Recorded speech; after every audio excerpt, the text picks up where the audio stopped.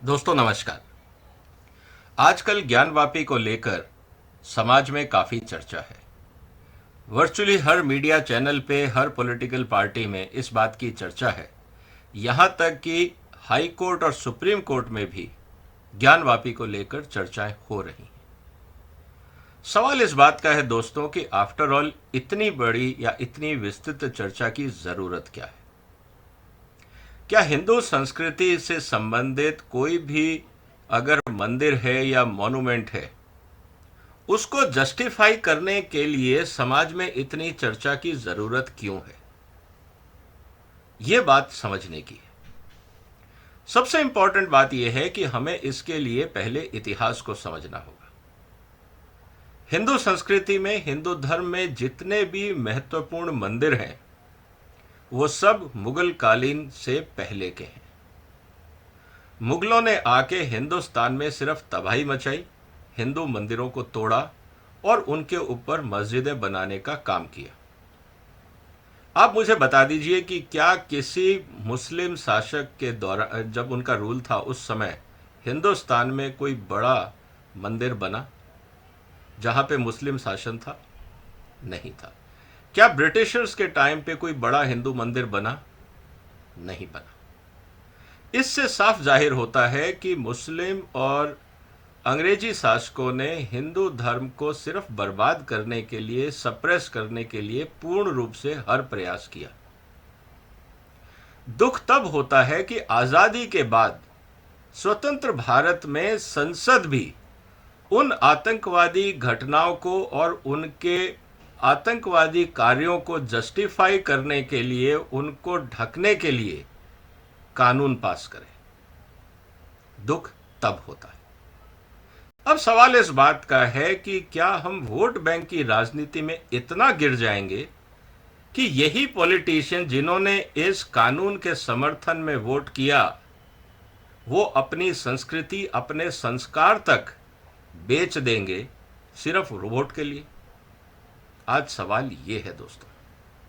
मैं इसलिए इस बात को कह रहा हूं क्योंकि संसद ने एक ऐसा कानून पास किया जिसका एकमात्र उद्देश्य था कि हिंदू संस्कृति को बर्बाद कर दिया जाए, और अगर वो बर्बाद हो गई है तो उसका पुनरुत्थान ना हो, रिवाइवल ना हो। इस तरह का कानून अगर हिंदू बहुल राष्ट्र में अगर बनता है तो आपको क्या लगता है, ये डेमोक्रेसी है या निश्चित रूप से, पूर्ण रूप से वोट बैंक की राजनीति है? इसको आज हमें समझना होगा। आगे बढ़ने से पहले मैं आपसे निवेदन करूंगा कि आज इस वीडियो को आप शेयर करें, इस चैनल को सब्सक्राइब करें, क्योंकि आज जो मैं आपके सामने चर्चा करने वाला हूं वो एक बहुत महत्वपूर्ण मुद्दा है जिसको लेके आज चर्चा हो रही है। The places of worship special provision act 1991। छोटा सा कानून है, सिर्फ 2 पेज का कानून है, इसलिए हम इसकी डिटेल में व्याख्या करेंगे, एक एक लाइन को समझेंगे और उस मानसिकता को जानने की कोशिश करेंगे जिस सोच ने, जिस मानसिकता ने इस कानून को पास किया। और इस कानून को पास करने का एकमात्र उद्देश्य था कि हिंदू मंदिरों का, हिंदू संस्कृति का पुनरुत्थान, रिवाइवल ना हो सके। ऐसी घटिया सोच के कारण अगर आप कानून बनाएंगे तो क्या आप उम्मीद करते हैं कि देश में शांति रहेगी? ये बात सोचने की है। तो दोस्तों, अब इस कानून की व्याख्या कर लेते हैं। The places of worship special provisions act 1991, act number 42 of 1991, 18 सितंबर 1991 को यह कानून पास हुआ। अब यह कानून बनाया किस लिए था, एक एक करके हम इस पर चर्चा करते हैं। An act to prohibit conversion of any place of worship and to provide maintenance of the religious character of any place of worship as it existed on 15th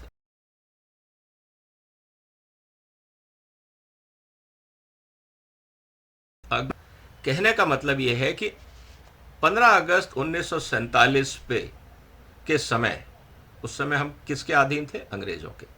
उससे पहले मुगलों के। इसका मतलब कि जितना नुकसान और जितने धार्मिक स्थलों को अंग्रेजों और मुसलमानों ने तोड़ा, यह कानून यह कहता है कि अब आप उसको रिवाइव नहीं कर सकते। आप समझ रहे हैं इसका मतलब कि 1947 में जो चीज आपको जैसी मिली बस आपको वो एक्सेप्ट कर लेनी है। अगर हिंदू धार्मिक स्थलों को तोड़ के उस पर मस्जिद बना दी गई है तो अब आपको उसको मस्जिद मानना पड़ेगा, आप उसको मंदिर नहीं मान सकते। इस तरह की आतंकवादी घटनाओं को जस्टिफाई करने के लिए यह कानून बना। इसका मतलब यह है कि हिंदुस्तान में जितने भी धार्मिक स्थल थे, चाहे वो अयोध्या का मुद्दा हो, चाहे कृष्ण जन्मभूमि का हो, चाहे ज्ञानवापी हो, और भी ऐसे इंपॉर्टेंट रिलीजियस प्लेसेस हैं हिंदुस्तान में जिनको तोड़ा गया, हिंदू संस्कृति को नष्ट करने का पूरा प्रयास किया गया। और भारत की आजादी मांगने का एक सबसे बड़ा जो महत्वपूर्ण उद्देश्य था वो यही था कि हम अपनी संस्कृति को वापस कैसे बचाएं, कैसे रिवाइव करें। यह कानून कहता है कि आपको अपनी संस्कृति को बचाने का और रिवाइव करने का कोई अधिकार नहीं। यह कानून किस बदनीयत से लाया गया, क्या आप समझ सकते हैं? और ये कौन लोग थे? ये वो लोग थे जिनको सिर्फ वोट बैंक की राजनीति करनी थी, जो हिंदू धर्म के साथ गद्दारी भी करने को तैयार थे, अपने पूर्वजों के साथ गद्दारी करने को तैयार थे। भारत की 15,000 साल की सभ्यता को बर्बाद होते देख लिया सिर्फ इसलिए कि इनकी कुर्सी बची रहे। और फिर ये कहते हैं कि जनता इनको इज्जत दे, समाज इनको सम्मान दे। ये है हकीकत। आगे चलते हैं। It will extend to whole of India except the state of Jammu and Kashmir. इसका मतलब क्या हुआ? इसका मतलब ये हुआ कि अगर जम्मू एंड कश्मीर में आज भी अगर हिंदू मंदिर तोड़े जाते हैं और उन पे मस्जिदें बनाई जाती हैं तो ये कानून उस पर लागू नहीं होगा, वो कार्रवाई जारी रह सकती है। इसका मतलब ये, जिस तरह से कश्मीर में आतंकवाद के समय हिंदू मंदिरों को तोड़ा गया, बर्बाद किया गया, आतंकवादी घटनाएं हुई, हत्याएं हुई, वो सब जायज था क्योंकि यह कानून जम्मू कश्मीर पे लागू नहीं था। आप ये नहीं कह सकते कि 47 के बाद जो जम्मू कश्मीर में मंदिर थे अब उसको कोई नहीं तोड़ेगा। नहीं, वो तोड़ना अलाउड है क्योंकि यह कानून जम्मू कश्मीर पे लागू नहीं होता। ये मानसिकता हमारे सामने है। अब इसका लीगल जस्टिफिकेशन लोग कुछ भी दे दें कि साहब उस समय सेक्शन 370 था, कुछ भी था, लेकिन आपकी नीयत क्या थी, ये बात हमें समझनी है। इसके अलावा जो इंपॉर्टेंट प्लेसेस हैं, द प्लेसेस ऑफ वर्शिप की डेफिनेशन में कौन कौन से स्थान सम्मिलित हैं? Temple, mosque, gurdwara, church, monastery और any other of public religious worship of any religion, denomination of any section thereof by whatever name called. अब मुझे एक बात बताइए दोस्तों, हिंदू मंदिर तोड़ के मस्जिदें बनी, ठीक, क्या मस्जिदें तोड़ के उस पर हिंदू मंदिर बने? इतिहास में मुगलों के टाइम पे ऐसा हुआ या अंग्रेजों के टाइम पे ऐसा हुआ कि मस्जिदें तोड़ी गई और उस पर मंदिर बनाए गए? कोई ऐसा था? इसका मतलब इस कानून से मस्जिदों पे कोई फर्क नहीं आएगा। दूसरा, क्रिश्चियनिटी, चर्चेस को लेके क्या ऐसा हुआ कि चर्च को तोड़ के उस पर मंदिर बने और अब वापस उस पर चर्च बनाए जाए? कहीं ये कोई इंसिडेंस मिला आपको? नहीं मिला। क्या गुरुद्वारों के साथ ऐसा हुआ? नहीं हुआ। इसका मतलब यह है कि यह कानून पूर्ण रूप से जो हिंदू मंदिर बर्बाद कर दिए गए थे, तहस नहस कर दिए गए थे, वो रिवाइव ना हो, क्योंकि बाकियों के साथ तो कुछ हुआ ही नहीं था। तो कुल मिला के ये पूरा कानून सिर्फ हिंदू संस्कृति और हिंदू धर्म को बर्बाद करने के लिए बनाया गया और भारत की संसद ने पास किया। और समाज के लोग और ये सत्ताधारी दल जो 91 में सत्ता में थे, ये बोलते हैं कि हम देशभक्त हैं, हम देश का भला चाहते हैं। जो देश की संस्कृति को, देश की जड़ों को काटने का काम करते हैं, जो संस्कृति को बर्बाद होते हुए देखते रहे हैं और उसके रिवाइवल में भी बाधा डाल रहे हैं, चलो बर्बाद हो गई, आपका रोल नहीं था। जब आप रिवाइवल की बात होती है, आपके तो नहीं, आप रिवाइव भी नहीं करोगे। इससे बड़ा सामाजिक धोखाधड़ी क्या हो सकती है, इस बात को भी हमें समझना। एक और इंपॉर्टेंट प्रोविजन है जिसको हम कहते हैं कि bar of conversion of places of worship, no person shall convert any place of worship of any other religion domination और any section thereof by into a place of worship of a different section of the same religion denomination और a different denomination of any section. तो क्यों करेगा कोई? आज मैं किसी मंदिर को मस्जिद या मस्जिद को मंदिर तो नहीं कहूंगा ना, ऐसे तो कन्वर्जन होगा नहीं। ये कन्वर्जन तब होगा जब उसकी पूरी प्रक्रिया होगी, और प्रक्रिया पे आपने रोक लगा दी। तो ये खाना पूरी के लिए एक क्लॉज डाला गया जिसका कोई सिग्निफिकेंस नहीं था। Declaration as to the religious character of certain places of worship and bar of jurisdiction of courts. अब इस तरह के घटिया कानून में कोर्ट भी हस्तक्षेप नहीं करेगा, ये कानून में लिख दिया।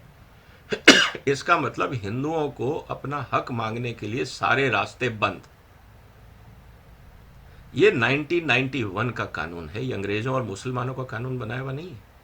ये स्वतंत्र भारत में भारत के पार्लियामेंट का बनाया हुआ कानून है।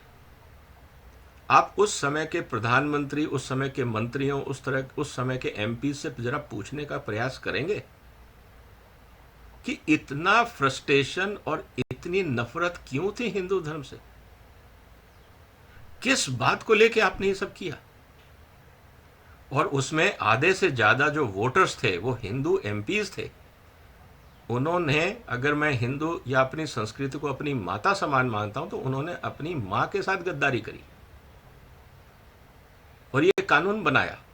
उन्होंने अपनी मां के वेल विशर, अगर उनकी संस्कृति उनकी मां के बराबर है, क्योंकि संस्कृति और मां का डायरेक्ट संबंध है, अगर उन एमपीज को इतनी भी शर्म नहीं थी कि वो अपनी मां के कैरेक्टर जो बर्बाद हो गया है, जिसके चीथड़े उठा दिए गए हैं मुगलों ने और अंग्रेजों ने, उस मां की, उस संस्कृति के कैरेक्टर को बचाने के लिए, रिवाइवल के लिए हम प्रयास करें, इसमें उनका इंटरेस्ट नहीं था। उनकी मां के चीथड़े उड़ते रहे, उनको कोई फर्क नहीं पड़ता, सिर्फ वोट बैंक बचना चाहिए। इस मानसिकता से अगर भारत की राजनीति चलेगी तो आपको लगता है कि इस देश में शांति होगी? पॉलिटिशियन और एमपीज बिक सकते हैं, समाज नहीं बिकता, आम आदमी नहीं बिकता है।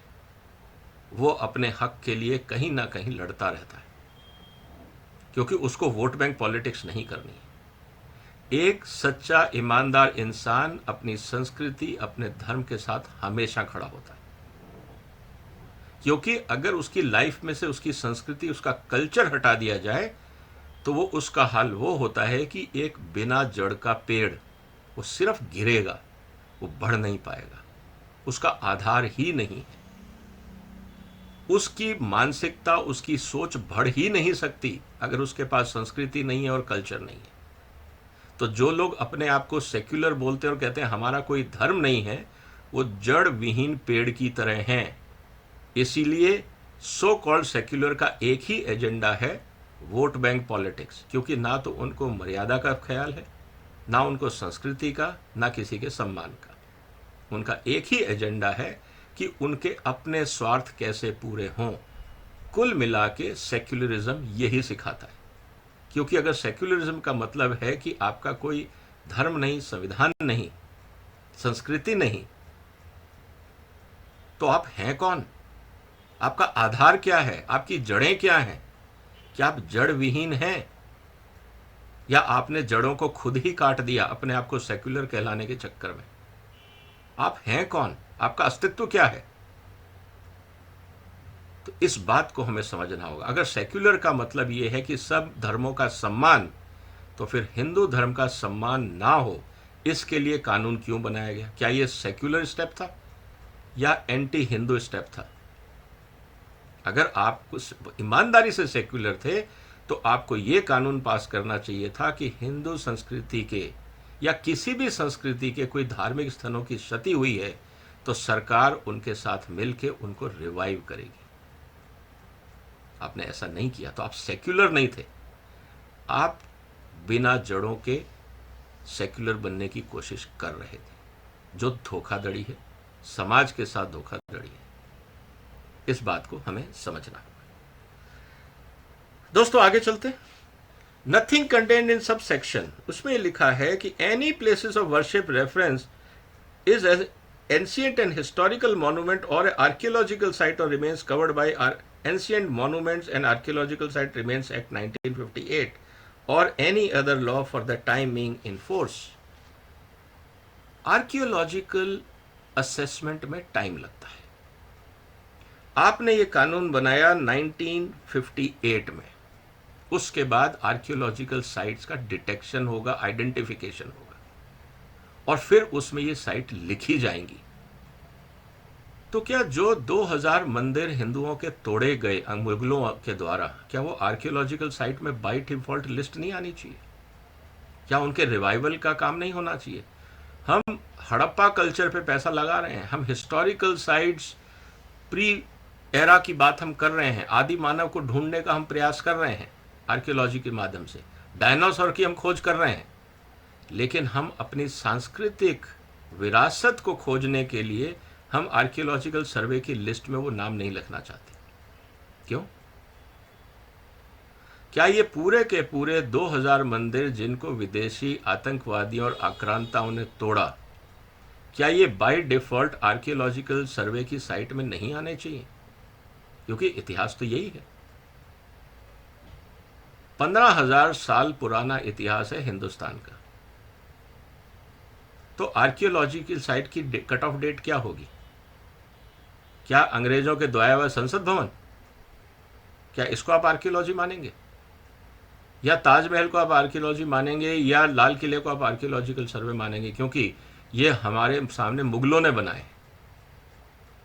लेकिन हिंदू संस्कृति के 2000 मंदिर जो मुगलों ने तोड़े वो आर्कियोलॉजिकल लिस्ट में नहीं आएंगे। क्या ये लॉजिकल है? इस बात को हमें समझना होगा। अब आर्कियोलॉजिकल सर्वे में जो लिस्ट आएगी उसका कौन डिसीजन लेगा? क्या कोई एक्सपर्ट कमेटी बैठेगी कि साहब आपकी मान्यता है या नहीं है? आपकी मान्यता है तो मेरे लिए इंपॉर्टेंट नहीं है, मैं जिसको मानूंगा वही इंपॉर्टेंट होगा। क्या कमेटी डिसाइड करेगी कि समाज को क्या चाहिए, या समाज डिसाइड करेगा और कमेटी सिर्फ उसको एंडोर्स करेगी? किस तरह से हमने इस देश में कानूनों का मजाक बनाया सिर्फ वोट बैंक की राजनीति के लिए, उसका एक एग्जाम्पल हमारे सामने है। दोस्तों, इसमें एक बात जरूर कही गई है कि साहब ये जो कानून है ये राम जन्मभूमि पे नहीं लागू होगा, क्योंकि ये उस समय भी डिस्प्यूटेड साइट थी और उस समय काफी विवाद चल रहा था। इसका मतलब ये है कि जो उस समय वोट बैंक की पॉलिटिक्स कर रहे थे राजनेता, उनको ये पता था कि राम जन्मभूमि को तो हम नहीं छेड़ेंगे, लेकिन उसके बाद जितने 2000 मंदिर हिंदुओं के बर्बाद हुए हम उनको रिवाइव नहीं होने देंगे, क्योंकि इससे हमारा वोट बैंक बिखरेगा, हमारी संस्कृति बर्बाद हो जाए, हमारे संस्कार बर्बाद हो जाए, वो इंपॉर्टेंट नहीं है, वोट बैंक बचना चाहिए। तो दोस्तों, जिस मुद्दे को लेके आज ज्ञानवापी में सर्वे हो रहा है और जिस बात को लेके सुप्रीम कोर्ट और हाई कोर्ट में बार बार जाके स्टे लिया जा रहा है, वो यही एकमात्र कानून है जो भारत की संस्कृति के दगाबाजों ने बनाया।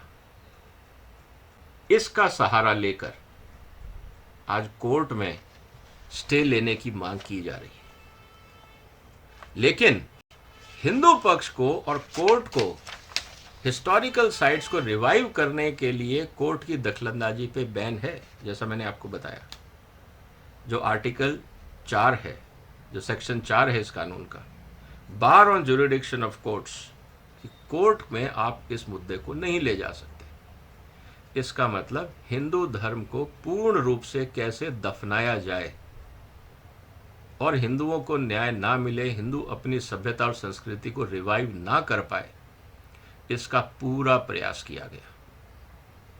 दोस्तों, क्या लगता है कि यह उचित था? क्या यह न्याय था? क्या यह हमारे संविधान के फंडामेंटल स्ट्रक्चर जिसकी बात हमेशा सुप्रीम कोर्ट करता है, क्या उसके खिलाफ नहीं?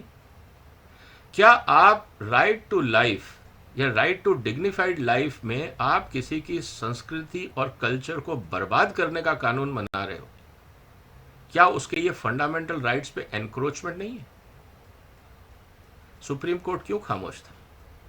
क्यों इस कानून को नल एंड वॉइड या निरस्त क्यों नहीं किया गया कि this is against the spirit of humanity, against the spirit of fundamental rights, कि मैं अपने खोए हुए संस्कृति को खोज के रिवाइव करना चाहता हूं, आप उस पर पाबंदी कैसे लगा सकते हैं?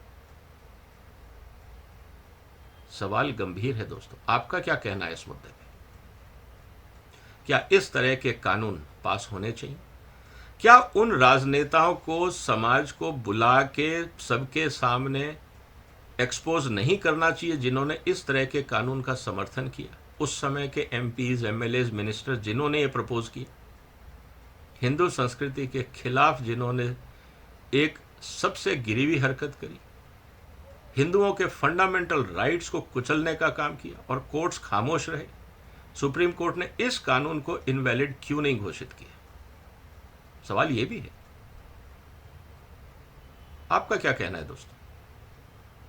इस मुद्दे पे गंभीरता की जरूरत है, और मुझे लगता है कि सोशल मीडिया में और समाज को उठना होगा, क्योंकि हमें यह पता है कि राजनीति और कोर्ट्स तब एक्टिवेट होते हैं जब समाज शोर मचाता है। तो क्या हिंदू चुप बैठे रहेंगे या अपने हक के लिए खड़े होंगे? आज सवाल इस बात का है। हमारा दमन करने वाले तो अपना काम कर रहे हैं, आप क्या कर रहे हैं? क्या अपने हक के लिए लड़ रहे हैं? और नहीं भी लड़ रहे हैं तो कम से कम एक दूसरे को जागरूक तो करो। एकता में शक्ति होती है, यूनिटी इज स्ट्रेंथ, और स्ट्रेंथ ही दुनिया का रुख बदलती है, कमजोर आदमी नहीं बदलते। इस बात को भी समझना होगा। तलवार के जोर पे हिंदू मंदिरों को तोड़ा गया, बर्बाद किया गया, वो ताकत थी, तलवार की ताकत थी।